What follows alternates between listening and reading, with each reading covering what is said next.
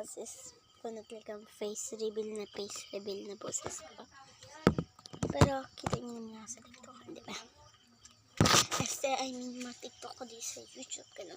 Face reveal ko na to ng boses ko, and wag niyo ako ibabash. Subscribe niyo ako. Subscribe lang, guys. Talaga, promise to.